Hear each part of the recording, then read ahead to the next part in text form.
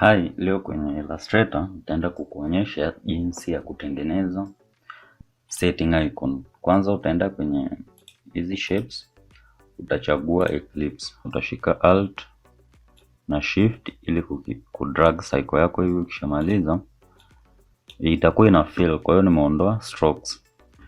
Nitakapomaliza nitakuja hapa, nitachagua rectangle, nataka niwe na rectangle kama size hii ya, alafu nitakiweka hapa. Kwa hiyo nikimaliza nitakuja hapa kwenye rotate, nataka ni rotate hichi triangle kizunguke hivi pembeni. Nitachagua rotate, then kutakuwa kuna hiki icon hapa. Nitakishika nitakidrag hadi kwenye center, kwa sababu nataka ni rotate kutokea katikati ya hili duara. Kwa hiyo nikishamaliza nitashika alt afu na click. Kwa hiyo ukimaliza nime turn on preview.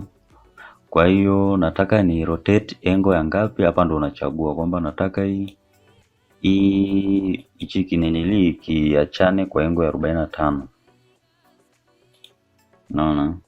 Alafu nataka iwe copy. Kwa hiyo itatoka hapa hadi hapa ni angle ya 45. Ukishaweka copy unashika control D. Kwa hiyo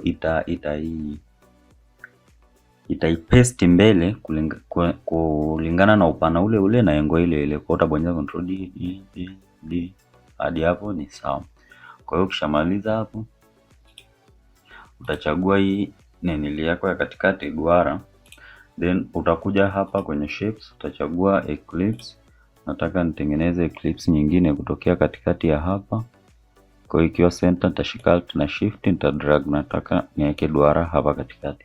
Kwa hiyo nitakapomaliza itakuwa hii hapa iko selected, nitashika shift, nitaselect na hii ya chini, alafu nitakuja hapa kwenye pathfinder, nataka nikate shape ya juu, nikate shape ya chini kulingana na size ya shape ya juu. Kwa hiyo nita minus. Kwa hiyo hadi hapo nimeshaikata. Kwa hiyo nitakapomaliza hapo sasa nitakuja tena kwenye pathfinder, nita click unite. Kwa hiyo hadi hapo unakuwa umeshamaliza kutengeneza shape yako ya setting icon.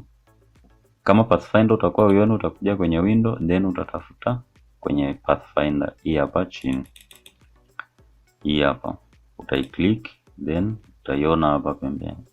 Asante, usisahau kusubscribe na kulike.